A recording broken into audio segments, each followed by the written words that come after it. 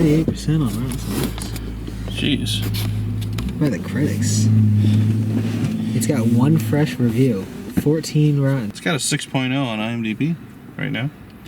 Listen, I thought it was better than I expected. I didn't hate it. It made me laugh more often than it could have. Yeah. Well, that was a movie. Hello and welcome back to Simon's Rants. I'm Simon, this is Justin, and today we saw the Garfield movie starring Chris Pratt and Samuel L. Jackson, Snoop Dogg, some other people. Yeah, Snoop Cat, sorry. Have you ever seen the two live action ones they did with Bill Murray? Or the TV show or anything? I don't know. Post live action Scooby-Doo era. I might have seen at least one of them. I've seen both of them. The first one's terrible. The second one also is really bad, but I think it was like slightly better. Yeah, no, I never thought like I would say that they did something good though. Whereas like those ones, at least the first one, felt like a Garfield movie. Yeah. This one, I haven't watched the cartoon. I just know the comics and the live action movies. It didn't really feel like a Garfield movie, but I also didn't dislike this movie, if that makes sense. I thought it was fine. I thought it was cute. I thought it was harmless. Made me laugh a few times. It made me laugh more times than it made me roll my eyes. Yeah. So there's that. Honestly, I expected much worse and was prepared for much worse. And with my expectations very low, I was pleasantly surprised. Yeah, I will say this movie was not at all what I expected to be based on the trailer, because the plot doesn't feel like a Garfield movie, and especially not like a first Garfield movie. This feels like a sequel to something that we never got. During the revealing of the plot, the first 15-20 minutes of this movie, I went, oh no, this movie's gonna be awful. And then once they kind of got that out of the way, I enjoyed the majority of the rest of it. Not saying it was great, but like innocent kids movie, fine. And one of those kind of things where it's like anything that wasn't directly related to Garfield, I thought was funny. Like the side characters were really funny. Yeah. John's got a whole subplot that was funny. That was funny. And it was really just Garfield that I was like, it doesn't feel like a Garfield movie or a Garfield plot. Not complaining about Chris Pratt. I know everybody's like, oh, he's voicing everybody. I don't care. Bill Murray did the voice before. Nobody cared before when he did it. I think that was Bill Murray. I think Chris Pratt was perfectly fine as Garfield. It didn't feel like a Garfield movie to me. It kind of just felt like all those other Despicable Me or The Grinch. Like their Grinch movie didn't feel like Dr. Seuss in the same way this didn't feel like Garfield. But it's just like, it's fine. It's just a little low quality, but kids will really enjoy it. At least the ones we saw it with did. Yeah. Well, that sounds weird. The kids in the theater, we didn't bring any kids. It seemed perfectly fine. I think fine is the best word for this movie. That's fair. See, I don't really remember the Bill Murray Garfield movies because I probably saw the first one, but I definitely only saw it once. Yeah. And I did read the comics, but that we're talking about 15 years ago, probably, maybe longer. Yeah. So I just remember Garfield in the home, you know, eating lasagna, cracking jokes. I'm gonna open the door because it's fucking hot. It is kind of hot. And see, that's where to me a Garfield movie. And I barely remember the first one either. But like, if I was to write a Garfield movie, it would be like the first half or so would be that basic story or whatever of just him and John. And then, you know, maybe then you throw in the plot point of now there's Odie and there's conflict because there's a dog. And then maybe at some point they like get left behind somewhere by accident, which I think they kind of did something like that in the first Bill Murray one, and then they have to get back home. That's like the type of plot you do in one of these kind of movies. It felt like this movie, I don't want to give anything away, but does not do anything like that. It's a full action adventure movie with character arcs and plot twists and stuff, and it's like a little more of a proactive Garfield, huh? Yeah, there's a lot going on. A lot of pizza, a lot more pizza than lasagna. Lasagna's in there, but we really kind of shifted the focus here to pizza, which was interesting. Really cheese of any kind, but mostly pizza. Yeah, I didn't hate the plot, but that's what I'm saying. Like it felt like a sequel, not the first one. You know, other than obviously there's like flashbacks in there. You got the origin story mixed in there. Yeah, they went through it. And I don't know if it's an original version or not. no. Not that I'm aware They came of, up no. with one. Baby Garfield was extremely cute. Yeah, I liked it. This movie is cute. It also it jerks at your tears a little bit, makes you want to cry a little bit. It's a little bit poignant at times, in the cheesiest kids movie kind of way. But like, I don't know, it worked on me. Its charm worked on me, where it's like I was fully aware the whole time this is not a high quality movie, but I wasn't like mad about it. I was just like, yeah, that's fine. Yeah. It's a nice lazy 6 to me. I can see that. Very low expectations going into this one. Sure. Don't remember seeing the trailer at all, for me personally. I had no idea. I'm sure I did. I don't remember. I just remember seeing, like, commercials where he would eat pizza whole. And then I did see the poster of Baby Garfield. I don't think I saw the poster of Baby Garfield, but I do think I saw something about the pizza. Yeah. But yeah, I was not gonna see this. And then there wasn't much this week. So no. I saw it. It was the best movie I saw today. Shock of the century. See, I picked correct. You did. You did. It's harmless, it's cute, it's innocent, it's silly. And then some of the humor is like clever enough that it is for adults, that adults will get. Like references both to other medias and adult experiences in life. That kids won't find funny, but will make you laugh. And there's the occasional darkness in there. It's surprising. Yeah. It was. I feel like kids will just brush over it, but it was, as an adult, it was shocking. Yeah, a little bit of death, a little bit of dark humor. I liked it. That we just glossed right over and went, yeah, that happened. And you're like, excuse me? Pardon me? You could complain about it, but why bother? It's not trying to be anything other than it was, which was just kind of silly and fun.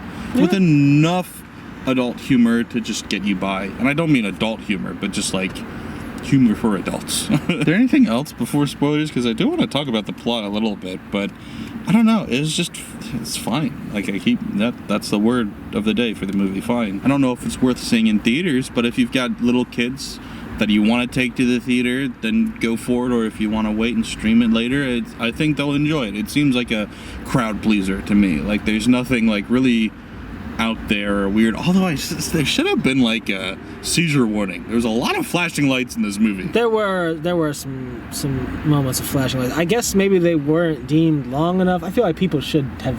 I feel like people there should have been a warning. Been strict on that. There should have been a warning. It was kind of shocking. I feel like Sony's gonna get in trouble for this. They've gotten in trouble before. They got in trouble for the Into the Spider-Verse because of flashing lights. So Sony just needs to get with it and not do that. But anyway, I guess we'll talk about the plot a little bit, more jokes and stuff, but I mean, nothing's a huge plot twist really or anything, but we're just going to have fun talking about it a little bit more. But if you don't want anything spoiled, you want to go see it first, please do come back and we can talk about it then. But please don't forget to like, share, if you're new here, subscribe. Thanks, guys. Bye. So, spoilers. So the whole plot's kind of centered around his dad, which is Samuel L. Jackson. Which, it was fun. I mean, like, that's where a lot of the emotion of the story came in. Yeah. Because he thinks he's abandoned by his dad, and then his dad didn't really abandon him. He was trying to provide for him, and then he leaves, because he did leave pretty quick, let's be honest. And then when he sees him with John, he's like, oh, he provides a better life for him than I ever could, so doesn't feel worthy of coming back into his life. So it's like, there's some heavy topics in there, actually. And he really only left him to just go to that trash can to find He was trying to get food for him. Yeah. They were really just like, I gotta put you down so I can search. Yeah. With 2 hands. And he was right next to him the whole time. Garfield just didn't know because he was standing next to the box, you see, in his version of the story. So it's like, that's really cute. I really enjoyed that. A lot of the Garfield and his dad stuff was a lot of fun. The 2 henchmen were also fun. I enjoyed them a lot. I love them blending into every single item in the background. Yeah. They just form into the lamppost. I enjoyed like the end of the movie because they were these very goofy caricatures, kind of like your typical like villain henchman guys, just stupid and crazy. One's got a little voice and the other kind of like this, and then they like reveal near the end that they're not actually like that they're putting it on. At least the one guy says, I'm actually from Brooklyn. I'm proud to be from New York. And then the other guy, he's supposed to be like a schizo and crazy, and then he had the one line where it was like they're about to drop them off the train, and he goes, this is actually quite interesting because their love for each other has made them peaceful even in this time of chaos. And we find that quite moving. And it's like, that was great writing. I love that. And then also he's like, hey, I've been working on my focus. Is that all right, brother? So, yeah, no, like I said, pretty much everything they did, the side characters did, I loved. There's a lot of funny stuff with them. Snoop Dogg, like I said, had a cameo. John's whole thing being on hold and just not being helped at all by these people, that was amusing. Oh, that was hilarious. That was one of my favorite subplots of this whole movie. Just the real, I could feel the visceral anger of calling up a help number and getting stuck with the fucking robocall while you're trying to just have it direct you to a human because you know the stupid robo system can't answer your slightly complicated question correctly when you know a human could just solve the shit in 5 fucking minutes. It just happened to me last freaking week. Oh my gosh, I hate it so much. And then they add it into it by, it's like, is your press number 2 if your cat is orange? And he does. And he goes, that won't help at all. It's just pretending to help. Oh my gosh. And then he got so mad. He just barges in. No, the John who waited is dead now. No more. And then Ving Rhames' character was amusing too, with like the dramatic pauses, which kind of came out of nowhere and went nowhere, but it was still funny. It's a fun reoccurring joke for a little bit. I mean, and then the whole plot of him trying to, get his wife out of there. It was fun. It was fun. It was silly. It was stupid, but it was fun. I don't care about the villain. The villain was just a MacGuffin, something to get the plot going. The whole plot is kind of just pointless, actually, which is why it felt so weird. It's like, why are we going on this big adventure to steal thousands of quarts of milk? And it's like, this just doesn't feel like a Garfield plot. But I'm really not upset about it because it's like, it is what it is. We're seeing characters interact and it's fun. Hey, I'm a sucker for a heist. And when they put on the Mission Impossible music, gosh. And they had the Top Gun music when the drones came in. Yes. Speaking of the drones, the plot doesn't make any sense because it's like you could have just flown away on the drones. You can't question anything in this movie. Like, from the first scene on, he orders food and he didn't order a drink, but then a drink shows up with his food, and it's like, you just don't ask questions. Was that really easy for the animators to not fuck up? Yes. But they did. So just ignore it, let it go. It's obviously a combo meal where you don't need to select your drink. Sure. There's just one drink. Also, I don't know how, he got, 10 of those desserts and a lasagna, and there's just a little bag. I don't see how that could fit in there. That's all I'm saying. It's the tiny desserts, man. Before we were talking about some of, the more adult, morbid jokes. Oh, the deaths? Yeah, the deaths were wild. I'm trying to remember exactly how the bird went down. Yeah, so the bad guy's a cat, and she's got multiple henchmen, including the 2 dogs, but then also this bird. And the bird has 3 lines before just unceremoniously being eaten by the cat. And you're expecting her to hawk it back up or something. No, it's just gone forever now. And then later, another bird gets electrocuted, and sure, haha, funny, it kind of crawls away. But it was just very, it wasn't cartoony. It was just and then it's crawling away, which is funny. Then there's also they're planning out, mapping out their plan. And so it's like, all right, we're going to use this toad to represent you. We're going to use this squirrel to represent you. And we've got this dead possum roadkill that's going to represent you. And so then they're it goes into this really sketchy cartoony animation to represent it. And so it's just this dead possum moving around. It was hilarious. Nothing's connected. It's moving. They jump from one ledge to the ground and it just flops on the ground. They go jump through the vent and ping. And then, of course, then they soften the blow at the end, right? It's just a possum playing possum. But for like 5 minutes there, you just think it's a dead animal being thrown around. I will say, in part of it at least, they did set up the joke of maybe it's just a possum. How do you know it's just not a possum playing possum? Isn't that what they just do? They play possum? Yeah. It's a possum, right? Yeah, but it was funny. Speaking of being in there, though, and going through the ventilation and then all this, they obviously watched 2 movies. Monsters, Inc., because, like, them hanging from the cheese and then going in 2 separate directions. Pretty sure they just, like, animated over top of Monsters, Inc. for that. And then they're on this, like, conveyor belt, and there's these big axe knife things coming down. Once again, pretty sure they just animated over top of Star Wars Attack of the Clones. It was like a couple of those things. I'm like, you copied something really hard there. It's just like, yeah, you can copy my homework. Just change it a little bit so nobody notices. I noticed. I caught you. I saw it. You ain't slick. Hey, Garfield. It's for the children, right? Yeah, you still traced it. Plagiarism is all right if it benefits the children. The dad arc was just so cute.